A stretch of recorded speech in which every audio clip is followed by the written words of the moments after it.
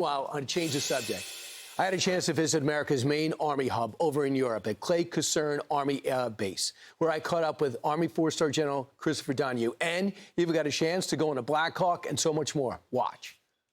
7-hour flight, quick jog over to the hotel, 45 minutes, jump in the shower, and I'm at the headquarters of the U.S. Army Europe and Africa. So much action here. I'm at the Clay Caserne Air Base. So, General, this is where you work every day. This is where we work, and we're in a great environment right now. We're unchained, but this organization has incredible history.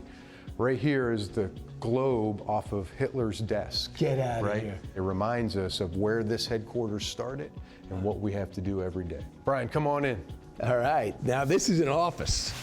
This is more like feels like a command center more than an office. It is. Right? We can do everything we need to out of here. What is your job? I'm the Army Component Commander for all of Europe, all of Africa, and also for NATO. You got a Ukraine 650 miles away, and you have breaches of the borders of a lot of our NATO allies. When you talk about the men and women here, does it feel like you're almost in a war footing? We are developing the right way to fight anywhere in the world, a global capability that can go anywhere, and make sure that we're now, all these unmanned systems that you're seeing out there, how do you harness that?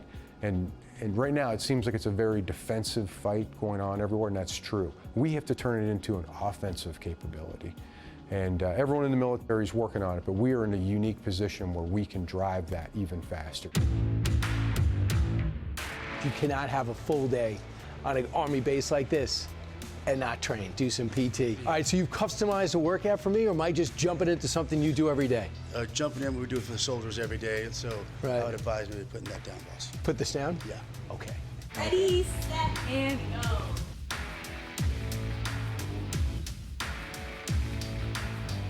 Never did a deadlift before. This will be interesting.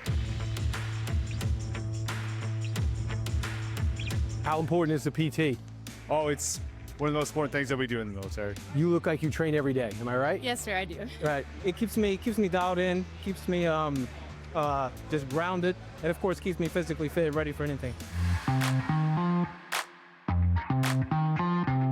So, Colonel Weissman, you had me at PT, you gave me a towel and a shower, and now where have you brought me? So now that you're cleaned up, we brought you into the heartbeat of the command. This is how we track operations, and we're ready to respond to crisis or conflict across 104 countries. That's a live motion map, like tracking drones, correct? Yes, sir. So that's tracking drones, that's tracking news headlines about drones, it's tracking friendly unit locations of NATO allies and U.S. forces, sir. Our responsibility here is to ensure that the authentic events that are happening on the ground are being reported to our soldiers and sailors here in theaters. If I said AI was going to be dominating your career 4 years ago, you're like, I don't think so. Absolutely. But it is right now. It is 100%. Yeah.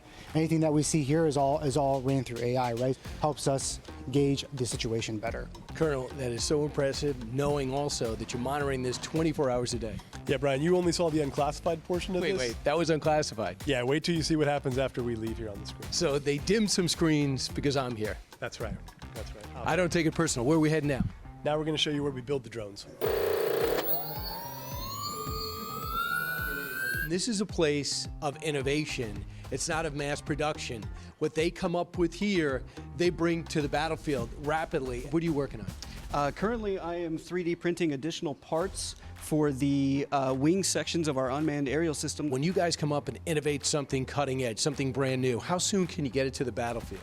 So you can get it as soon as you need it. A lot of this can be done within less than a day. Wow. Thanks for listening to me, guys. Just know, man, I appreciate everything. Thank you. Hello? Hey, Mr. President, it's Brian. I'm here with the European and African Command, General Donahue's unit over here. You're doing a fantastic job. Your reputation is great. Next year, I'm increasing the military spending to $1.5 trillion, which is, it's now at $1 trillion. Nobody got close to that, but it was for me. We need it. You know, we have a lot of threats.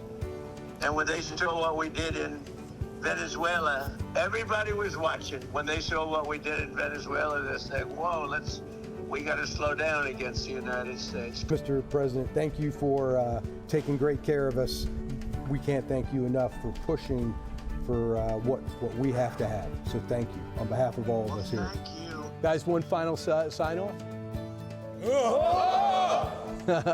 Thanks, Mr. President. Fellas. Day 2, final day in Germany. On this base, you have other international leaders, like, for example, a German general. You got a chance for a year now almost to see the American military system. What's your assessment? It's really amazing, especially when you're looking that they are luckily the only superpower which is able to project forces globally. And to see it here in the European theater, how they can make it, how they manage it, this is really amazing. If you want to meet the men and women who serve, why not have lunch with them? I feel like I went to a town instead of a base. Am I right? Yes, sir. Yeah, what is it like here? It's beautiful here. Is there a sense of camaraderie on campus? You guys have sports going? I mean, there's schools here for kids. Oh, absolutely. It's like a family away from home. It's a very international community as well. Life in Germany is great, and being a member of the United States Army is even better. Another great adventure here on the campus of the base, the Blackhawks. Got a lot of them. We're about to go in one and find out what it's like. Let's go.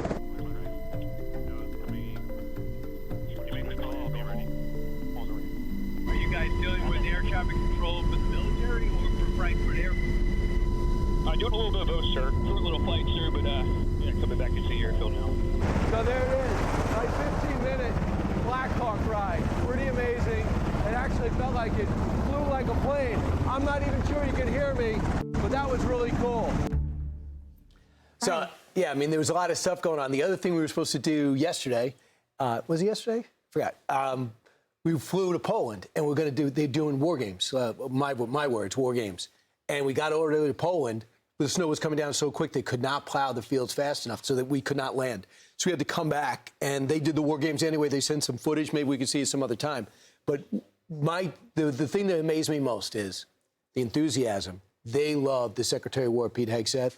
They have instilled what Pete has what the Secretary has talked about instilling the sense of fight, a sense of purpose. That's $1,776. They all talked about it, the men and women who serve. They need that money. And to get that as a surprise right before Christmas was unbelievable. And those people that I had a chance to address were the commanding officers at the European Command. And there's a sense, Ainsley, that Ukraine is, and this is it, it's not a war college, it's a war university. They are going to school on this new way of fighting. Mm-hmm. The Ukrainians are innovating, but we are all over this. What also is amazing, when you were conducting the live shots, when we were sitting on the Kirby couch talking to you when you were in Germany, you were introducing us to so many different men and women. And one was from Missouri, one was from Florida. It's so nice to go behind the scenes to see, because we know we have so many troops around our world, but it's nice to actually put a face with these troops and see what they're doing behind the scenes. It makes me feel safe, A, and B, it makes me want to thank them. Do their families go with them? Yeah, a lot of them, they're on the base, the whole families are there, so they're going to school, they get a slice of life. And General Donahue, who's clapping right there, might be the most talented, in terms of, he would never say it, but the people have told me, and I've seen him in action, talented 4-star in this generation. And he's friends with Jack Keane, right? And Jack Keane speaks highly of him. He just talks about what he's already been able to do in his career, and he's not done yet. So thanks to everybody who made that possible, and everybody here at Fox and Friends that sent it. All right, and we'll have more on One Nation on Sunday at 10, so there's a lot more you didn't see yet. But thanks to everybody to put it together. They invited you to go, and you said yes. I'm glad you did. Thank you. And Fox said yes, more important. So we appreciate that. Excellent job, Brian. Thanks. I'm Steve Doocy. I'm Brian Kilmeade. And I'm Ainsley Earhart. And click here to subscribe to the Fox News YouTube page to catch our hottest interviews and most compelling analysis.